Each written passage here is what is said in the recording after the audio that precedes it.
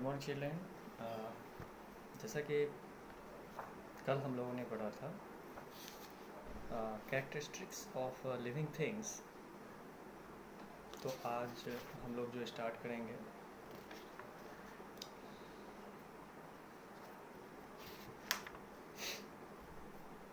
आज classification of living things के बारे में हम लोग पढ़ने जा रहे हैं। क्लासिफिकेशन ऑफ लिविंग थिंग्स, जिसमें लिविंग थिंग्स को कई कैटेगरीज में बांटा गया है और इसमें सबसे पहले living things are classified into two categories. First है प्लांट्स एंड सेकंड है एनिमल्स।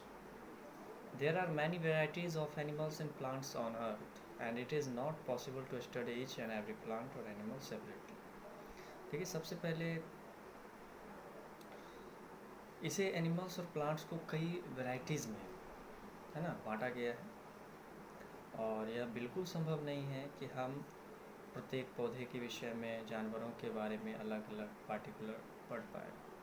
सेपरेटली से हम नहीं पढ़ सकते, ये काफ़ी बृहत है और it is therefore essential to classify them only on the basis of their common characteristics। तो इनके कुछ जो बेसिक जो इनके आधारभूत जो विशेषताएं हैं, कॉमन जो इनकी विशेषताएं हैं, उसके आधार पर इसे हम क्लासिफाई करते हैं। ठीक है, तो देखिए ये क्यों ज़रूरी है, क्योंकि इसमें कई कैटेगरीज हैं और ज़्यादा कैटेगरीज होने के कारण आप इसे अच्छे से समझ पाने में थोड़ा सा कठिनाई होता है, इसीलिए इसे थोड़ा सा डिफरेंट टाइप्स ऑफ मतलब के लिविंग थिंग्स को अलग अलग रूपों में क्लासिफाई किया गया है। ठीक है, तो सबसे पहले क्लासिफिकेशन ऑफ प्लांट्स में आता है classification on the basis of height, size and shape.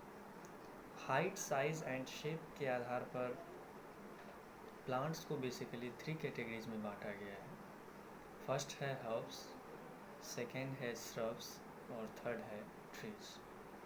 तो आइए सबसे पहले हर्ब्स के बारे में जानते हैं। देखिए, बेसिकली हर्ब्स जो होते हैं ये एक स्मॉल प्लांट होते हैं और ये काफ़ी सॉफ्ट होते हैं, है ना। इसे आप हाथों में रख के ऐसे इजीली मसल सकते हैं। इसके अलावा ये काफ़ी छोटे भी होते हैं, बहुत ही फ्यू सेंटीमीटर्स, बहुत होगा तो 1 मीटर तक जाएगा। और vegetables, grasses and many flowering plants are some of the common examples of herbs. ये सब जो हैं हर्ब्स के कुछ कॉमन एग्जांपल है। छोटे छोटे ग्रास जो हैं, जैसे मिंट हो गया, है ना, तुलसी हो गया, ये सब क्या है, ये सब हर्ब्स में आएंगे। ठीक है, अब बात करेंगे श्रब की।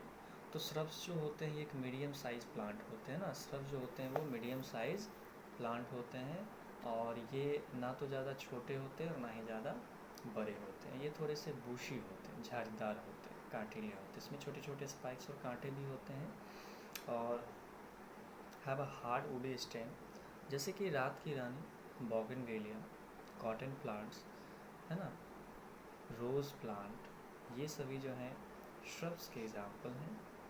और कुछ श्रब ऐसे हैं, there are some shrubs that can attain heights of 6 meter to 8 meter, जो तकरीबन 6 मीटर से 8 मीटर की ऊंचाई तक प्राप्त कर सकता है। ऐसे कुछ श्रब्स एग्जाम्पल में हैं। ट्रीज, बात करें थर्ड कैटेगरीज की, तो trees are tall and large plants. पेड़ जो होते हैं वो लंबे होते हैं, आकार में बड़े भी होते हैं।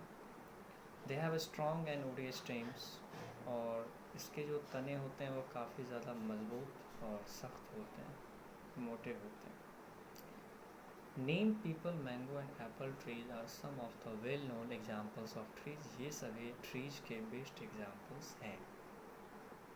अब हम बात करेंगे कुछ छोटे छोटे टॉपिक्स के टर्म्स की, जैसे बनाना प्लांट। बनाना प्लांट एक ऐसा हर्ब है कि यह पेड़ के इतना लंबा होता है, लेकिन यह हर्ब है ना। This is because it's stem is underground and it's trunk consist of leaf basis rod over one another. क्योंकि इसमें जो स्टेम होता है वो अंडरग्राउंड होता है ना, वो ज़मीन के अंदर होता है। और इसके जो ट्रंक होते हैं उसमें लीफ की पत्तियों की तरह जो होता है वो एक दूसरे पर कवर होता है, इसीलिए इसे हम लोग हर्ब कहते हैं, बनाना प्लांट। ठीक है, अब बात करते हैं classification of plants on the basis of life span. Life span, अब देखिए कि इसमें प्लांट्स को जो है 3 कैटेगरीज में बांटा गया उसके लाइफ स्पैन के आधार। पहला है एनुअल प्लांट, सेकेंड है बाइनियल प्लांट और थर्ड है पेरेनियल प्लांट्स। देखिए एनुअल प्लांट्स जो होते हैं basically this plants survive only for 1 season, है ना, यह सिर्फ 1 साल के लिए सर्वाइव कर पाता है, 1 सीजन के लिए survive. Many seasonal flowering plants, vegetables and crops are some examples of annual plants. ये सब एनुअल प्लांट्स के एग्जाम्पल हैं। बात करेंगे biennial plants. Biennial plants live for 2 seasons, ये तकरीबन 2 ऋतुओं तक, 2 सीजन तक रहता है। जैसे फर्स्ट ईयर में they have full vegetative growth. सबसे पहले तो इसमें बहुत ज़्यादा फर्स्ट ईयर में, फर्स्ट सीजन में इसमें बहुत ज़्यादा जो है वेजिटेशन वगैरह यानी कि जो भी फल फूल होता है वो बहुत ज़्यादा आता है। And second year they beer flowers and fruits. इसके बाद दूसरे सीजन में जो है इसमें ढेर सारे फूल, फल, कैरोट, रेडिश, टर्निप, ये सब कुछ ऐसे मतलब कि प्लांट्स हैं जो बेसिकली बाइनियल प्लांट्स में गिने जाते हैं। और थर्ड है perennial plants. This plants live for many years, ये सालों साल रहते हैं। जैसे आप मैंगो ले लें, गुआवा ले लें, नीम ले लें, ये सभी पेरेनियल प्लांट्स के एग्जाम्पल हैं। तो बहुत ही सरल है। तो classification on the basis of life span में आपने देखा annual plant, biennial plant, perennial plant. Annual जो सिर्फ 1 सीजन के लिए, बाइनियल जो 2 सालों के लिए, है ना, और पेरेनियल जो सालों साल तक चलता रहे। तो अभी तक हमने क्लासिफिकेशन को मतलब कि 2 प्रकार के क्लासिफिकेशन पढ़ा। एक तो पहला हाइट, साइज, शेप के आधार पर, और सेकेंड हमने पढ़ा लाइफ स्पैन के आधार पर। अब हम पढ़ने जा रहे हैं classification on the basis of flowers, है ना। देखिए बहुत सारे ऐसे पृथ्वी पर बहुत सारे ऐसे प्लांट्स हैं जिसकी हम गिनती नहीं कर सकते हैं। तो कुछ फ्लावर ऐसे होते हैं जिसमें फ्लावर्स वगैरह बहुत ज़्यादा होते हैं, वहीं कुछ ऐसे होते हैं जिसमें फ्लावर्स नहीं होते हैं। कुछ प्लांट ऐसे होते हैं जिसमें फ्लावर्स आते हैं तो उसे हम फ्लावरिंग प्लांट्स कहते हैं। अब जैसे मैंगो ले लीजिए, नीम, रोज़, सनफ्लावर, ग्रास, ये सब कुछ ऐसे एग्जाम्पल हैं फ्लावरिंग प्लांट्स के जिसमें फल आने से पहले फ्लावर्स आते हैं ना, फ्रूट से पहले फ्लावर्स आते हैं, फिर बाद में वही फ्लावर्स कन्वर्ट होकर फ्रूट्स बनते हैं।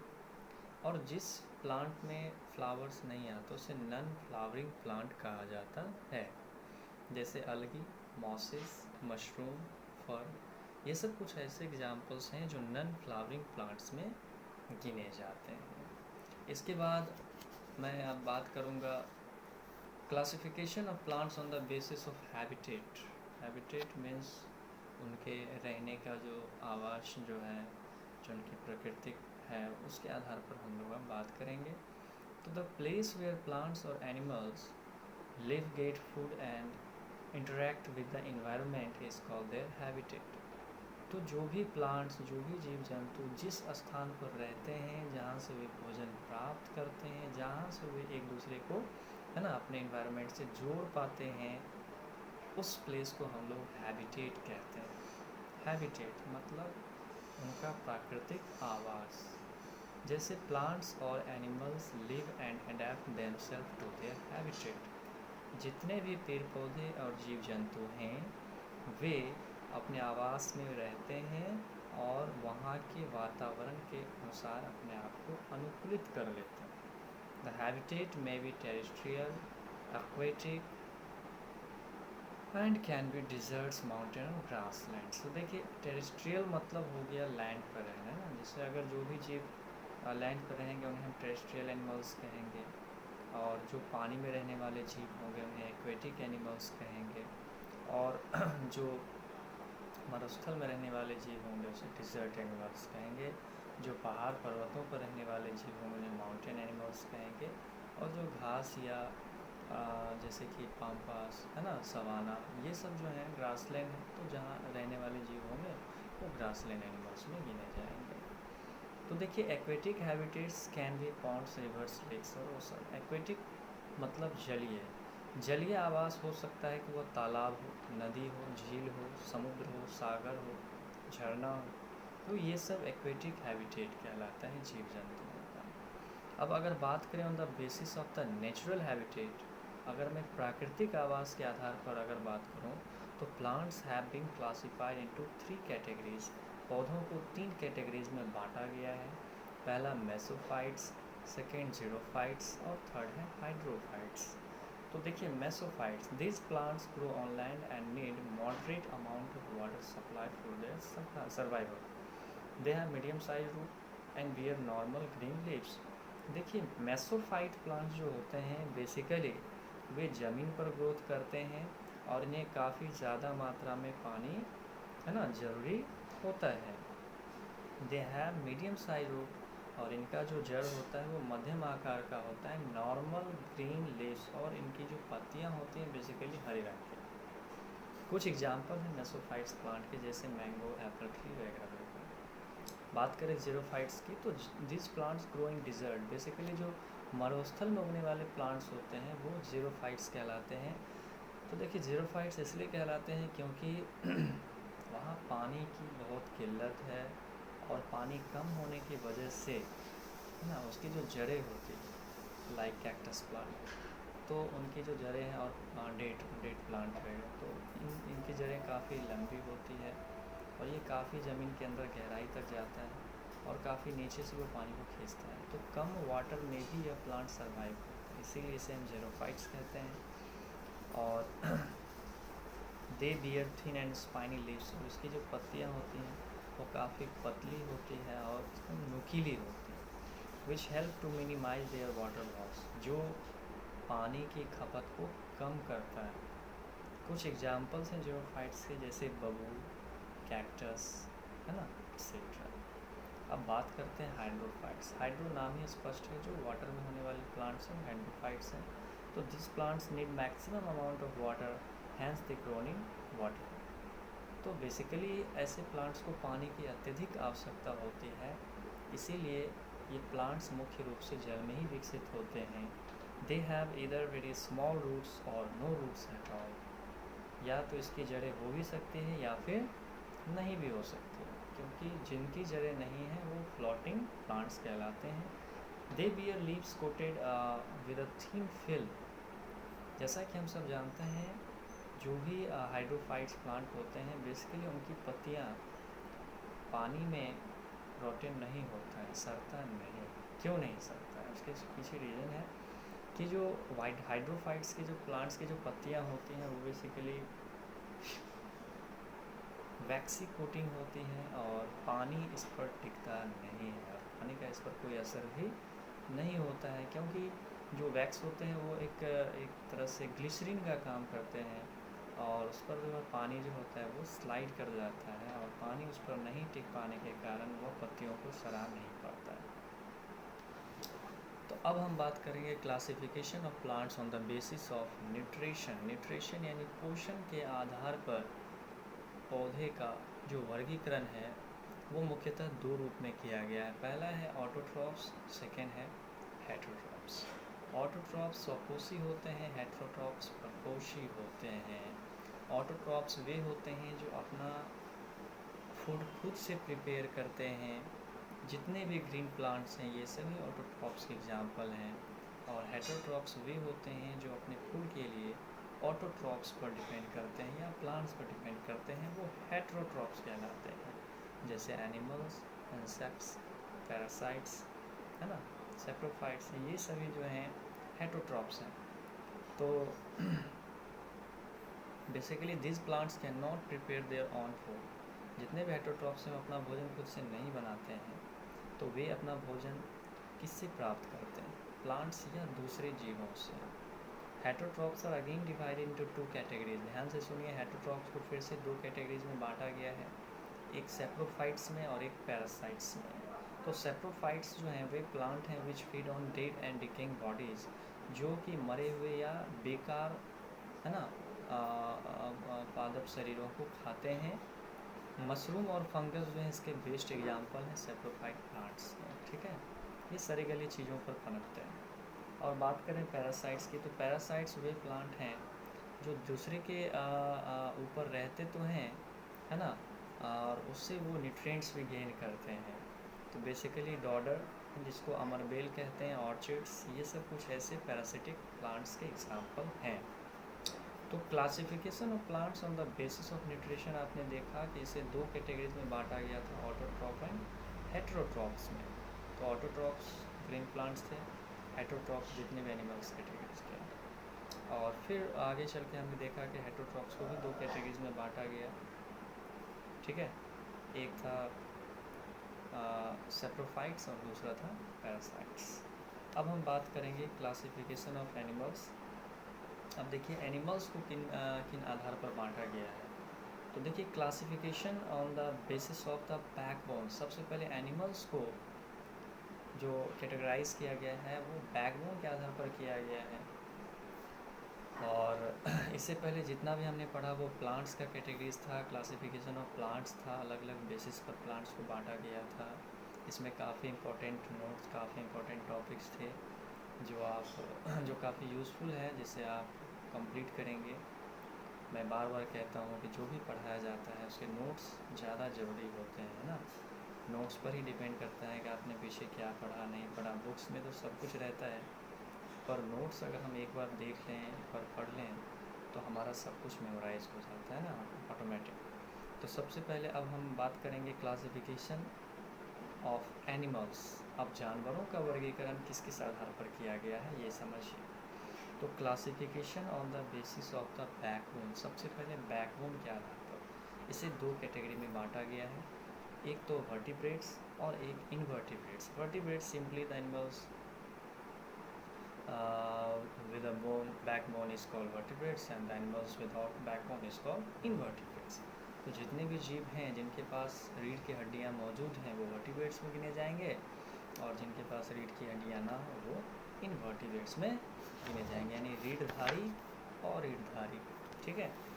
तो देखिए वर्टिब्रेट्स और इनवर्टिब्रेट्स में कुछ कॉमन डिफरेंसेस हैं जिसे मैं बताना चाहूँगा। कि जो वर्टिब्रेट्स होते हैं उनमें बैकबोन मौजूद होते हैं, जो काफ़ी स्मॉल रिंग लाइक बोन से बने होते हैं, इसे वर्टिब्रा कहते हैं। जबकि इनवर्टिब्रेट्स की बात करें तो इनमें बैकबोन होते ही नहीं हैं। अगर फिर से वर्टिब्रेट्स में आए तो this animals are well developed and have a bony skeleton. Basically जो वर्टिब्रेट्स एनिमल होते हैं उनमें जो स्केलेटन जो होता है ना, स्केलेटन आहार श्रृंखला माफ़ कीजिएगा, जो मानव का जो शरीर बना होता है ना वो कंकाल तंत्र से बना होता है, हड्डियों के ढांचे से बना होता है, इसे स्केलेटन कहते हैं। तो जितने भी वर्टिब्रेट्स हैं उसमें पूर्ण रूपेण यह हड्डियों का ढांचा विकसित रहता है, परंतु इनवर्टिब्रेट्स में इनका जो बॉडी होता है वो एकदम सॉफ्ट बॉडी होता है, ठीक है। इसके अलावा जो वर्टिब्रेट्स के कुछ कॉमन एग्जांपल्स हैं वो कुछ इस प्रकार से हैं। Human beings, fish, frog, lizard, birds, ये सभी वर्टिब्रेट्स में गिने जाएंगे। जबकि earthworm, cockroaches, snail, octopus, starfish, ये सभी जो हैं आपको इनवर्टिब्रेट्स में गिने जाएंगे। अब आगे बढ़ते हैं classification on the basis of food habits. अब जानवरों को, जीव जंतुओं को उसके भोजन के आधार पर मुख्य रूप से तीन कैटेगरीज में बांटा गया है। पहला herbivores, second carnivores and third omnivores. Herbivores means हो गया शाकाहारी जीव, है ना, जो सिर्फ प्लांट्स खाते हैं। Animals who eat only plants are called herbivores. जितने भी आप डोमेस्टिक एनिमल्स हैं, पालतू जानवर हैं, जैसे काऊ, बफेलो, हॉर्स, गोट, ये सभी हर्बीवोर्स के एग्जाम्पल। अब बात करें कार्निवोर्स की, तो animals who eat flesh of other animals are called carnivores. Basically मांसाहारी जीव कहते हैं, लाइक लायन, चीता, टाइगर, है ना, लेपर्ड, बियर, ये सभी जो है, माफ़ कीजिएगा बियर नहीं होगा, बियर तो ओमनिवोर्स है। तो ये सभी जो है कार्निवोर्स थे। अब बात करें ओमनिवोर्स की, तो animals who eat both plants and animals called omnivores, like human beings, cat, crow, bear, dog, ये सभी जो हैं ओमनिवोर्स के एग्जाम्पल, क्योंकि ये प्लांट्स भी खा सकते हैं और मीट भी खा सकते हैं।